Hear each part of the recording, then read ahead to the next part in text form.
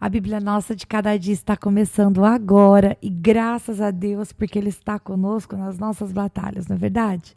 Hoje nós vamos meditar no Salmo de número 74, que é um poema, é um salmo da família de Asaf. E este salmo, meus queridos, ele vai trazer as marcas de uma situação, de um acontecimento histórico, que foi a destruição de Jerusalém e do templo pelos babilônios em torno de 586, 587 a.C.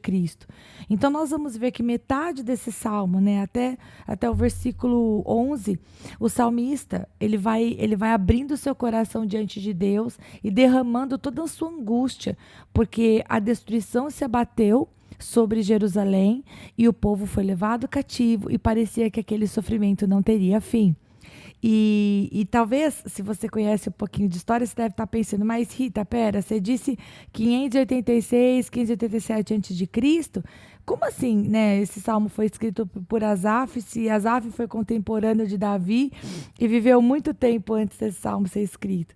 Bom, esse título, né, provavelmente foi adotado por um dos seus descendentes e é por isso que a NVI, né, coloca essa observação, poema da família de Asaf, porque Asaf mesmo não poderia ter escrito esse salmo, levando em consideração o contexto histórico em que ele foi escrito. Então vamos começar a leitura? Vamos lá. Versículo de número 1 diz assim: Por que nos rejeitaste definitivamente, ó Deus? Por que se acende a tua ira contra as ovelhas da tua pastagem?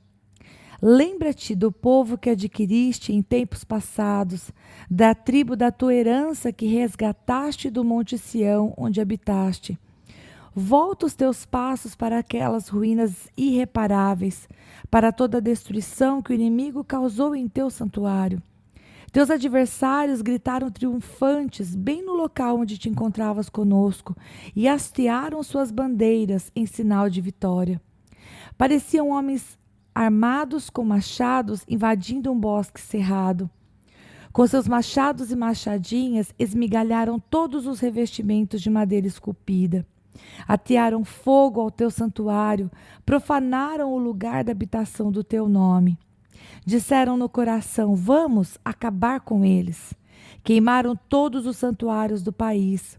Já não vemos sinais milagrosos, não há mais profetas e nenhum de nós sabe até quando isto continuará. Até quando o adversário irá zombar a Deus? Será que o inimigo blasfemará o teu nome para sempre? Por que retens a tua mão direita? Não fiques de braços cruzados, destrói-os. Para aqui, vamos parar no versículo 11. Então nós vemos nesses primeiros 11 versículos que o salmista está pedindo socorro ao Senhor. E ele está até dizendo: Deus, o Senhor nos rejeitou. E por que ele estava dizendo isso? Se você acompanha a história, você vê, por exemplo, o que está sendo dito aqui no versículo 7, que atearam fogo no santuário, que profanaram. Se você vai para 2 Reis, capítulo 5, o verso 9 e o verso 10 diz assim: E queimou a casa do Senhor e a casa do rei, como também todas as casas de Jerusalém. Também entregou a chamas todos os edifícios importantes. Todo o exército dos caldeus que estava com o chefe da guarda derribou os muros em redor de Jerusalém. Então nós vemos em 2 Reis a descrição do que foi esta entrada e essa destruição física do local onde morava o povo do Senhor.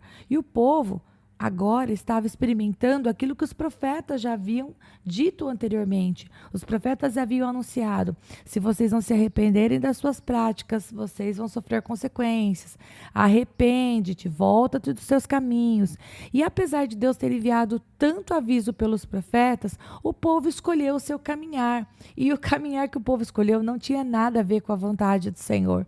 Portanto, agora o juízo havia chegado. E quando diz aqui no versículo 9, já não vemos sinais milagrosos, não há mais profetas, vamos lembrar que a função do profeta, naquele momento histórico, era realmente funcionar como boca de Deus diante das pessoas. E agora, Ezequiel havia sido levado para a Babilônia e Jeremias para o Egito. Hoje, eu e você, nós temos livre acesso à presença do Pai, porque Jesus Cristo morreu pelos nossos pecados e a separação que havia entre nós e o Senhor desapareceu. Hoje, quando você tem um problema, uma luta, quer confessar um pecado, quer pedir um conselho para o Senhor, basta você dizer uma oração simples, você se entregar em oração e buscar comunhão com o Senhor, você fala Pai, e Ele inclina os seus ouvidos para ouvir. Mas naquele momento da história, o povo sacrificava, porque o sangue do Cordeiro Perfeito ainda não havia sido derramado. O Cordeiro Perfeito é Jesus Cristo. Então eles viviam de sacrifícios e dependiam da voz do profeta. E aqui, meus queridos, havia chegado o momento do juízo. Já não havia mais o profeta para lhes advertir. As advertências, os avisos da mudança, né, o pedido para o arrependimento, tudo isso veio antes. E o povo foi ignorando. E chegou agora o momento em que eles foram invadidos, o templo foi queimado, como ele vai descrevendo aqui.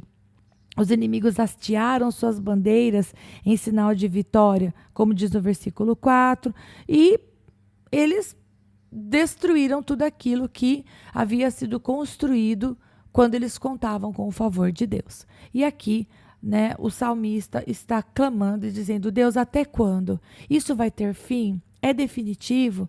Pai, e agora?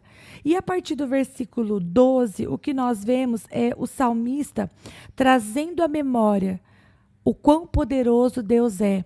Porque enquanto o inimigo entrou e destruiu Jerusalém, e levou o povo cativo, e levou os profetas embora, enquanto o inimigo tinha poder para agir de maneira local, Deus havia executado o juízo de maneira muito maior. Então aqui o salmista vai falar nos próximos versículos de quão maior é Deus diante do inimigo que está ali afrontando, açoitando o povo, e inclusive ele.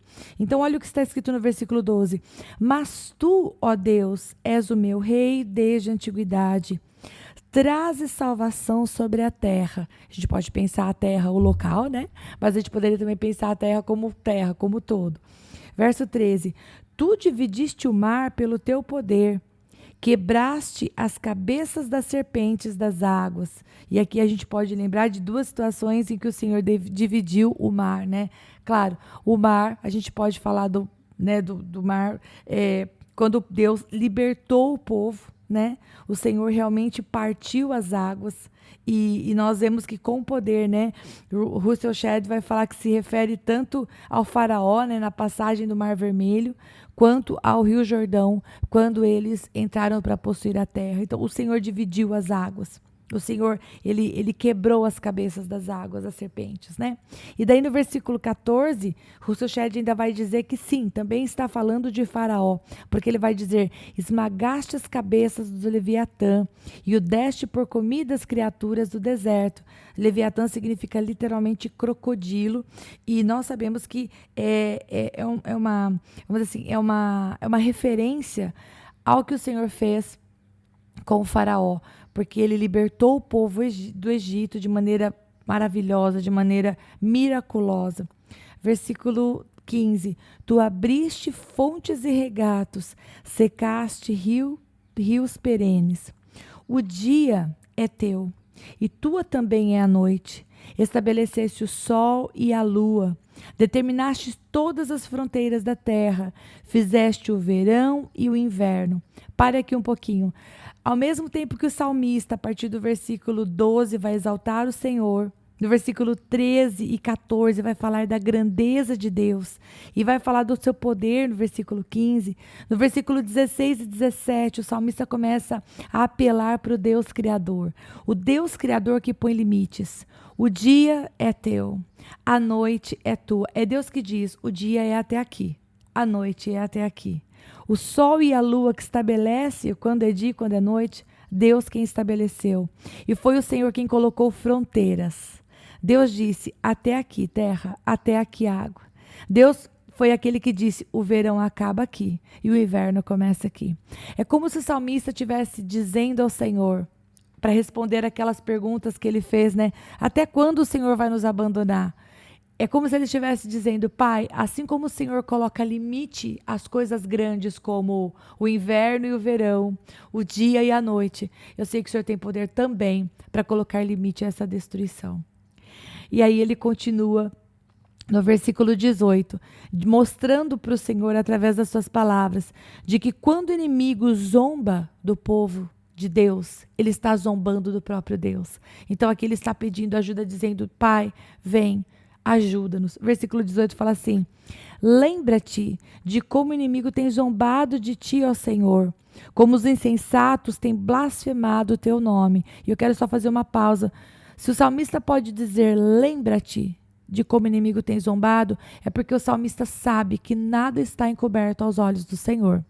Às vezes, quando nós estamos passando por um sofrimento que parece não ter fim, com uma situação de deserto na nossa vida que se arrasta por muito tempo, a impressão que dá é que Deus não está vendo.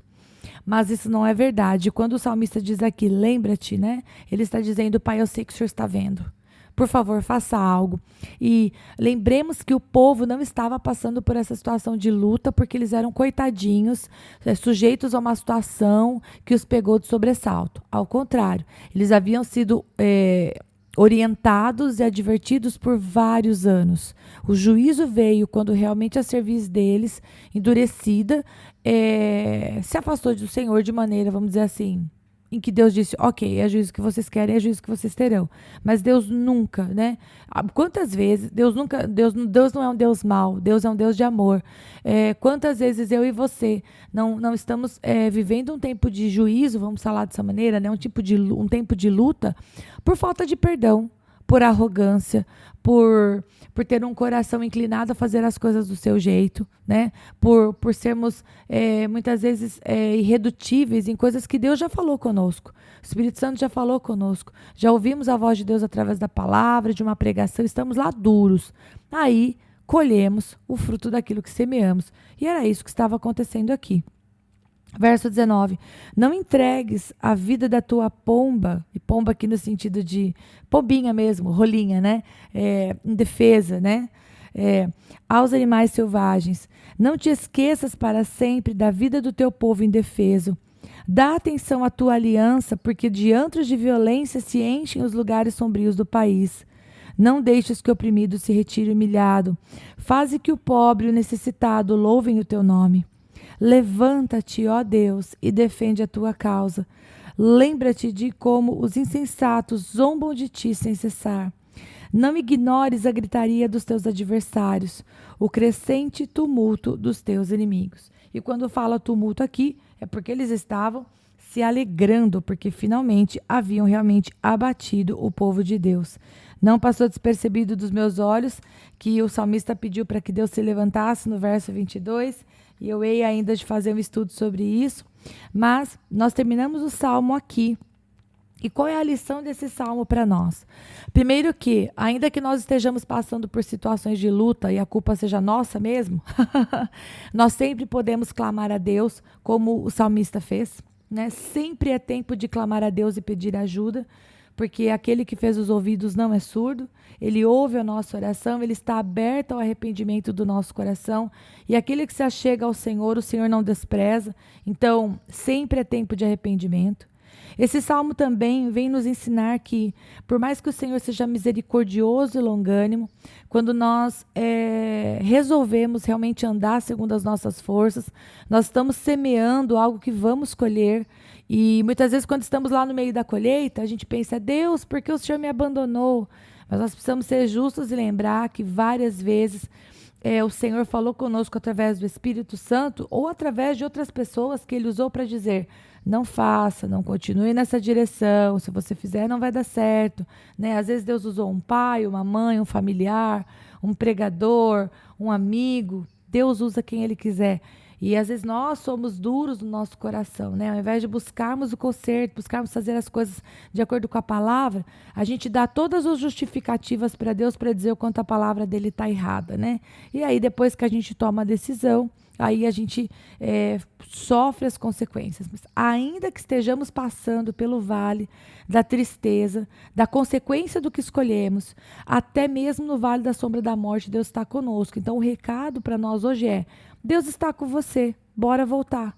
Aqui o povo passou sim pelo deserto da destruição, foram levados para o cativeiro, passaram situações de dificuldade no cativeiro, mas a palavra de esperança é: Deus restaurou os muros, Deus restaurou a adoração, Deus trouxe um remanescente de volta, ele cuidou de um remanescente fiel, Deus trouxe o seu povo de volta. Então eles passaram por aquela situação, sim, mas eu já te dou spoiler se você nunca leu na palavra, eles voltaram para a terra que o Senhor havia dado para eles. Então isso traz para nós, né, esse salmo traz para nós uma sensação de esperança, porque sim, Deus, ele é aquele que fez o dia, né? O dia é teu, a noite também é tua. Ele colocou o sol e ele também colocou a lua. Ele colocou fronteiras na terra e ele disse: aqui acaba o verão, aqui começa o inverno, né? Ele colocou limites em todas as coisas. Portanto, você e eu, nós temos um pai que não é apenas um pai próximo, um pai de perto, mas ele também é o Deus criador de todas as coisas e nós podemos apelar para ele, nós podemos buscar a presença dele, nós devemos buscar a presença dele em toda e qualquer situação. Então, não fique aí envergonhado demais para clamar o nome do seu Deus. Não pense que Deus rejeita você, né? Não fique pensando assim: Rita, eu não tenho nem cara para chegar diante de Deus. Isso aí é uma mentira do diabo, né? Não deixe o teu pecado, não deixe a tua má escolha te afastar do Senhor, porque Deus não é como um pai terreno. O pai terreno poderia jogar na sua cara e dizer: viu, não te disse que ia dar errado? Mas o nosso Deus Todo-Poderoso, ele está de braços abertos para te receber, como o filho pródigo, né, que saiu para gastar as riquezas e quando voltou foi bem recebido. Deus sempre está com os braços abertos para te receber de volta. Então, não importa qual seja a decisão errada que você tomou, fale com Deus agora e derrame o seu coração diante dele e se prepare para recomeçar, porque o nosso Deus é um Deus de recomeço. E a gente termina esse salmo com essa esperança. E eu te espero amanhã para nós meditarmos no salmo de número 75, se o bom Deus permitir, em nome de Jesus.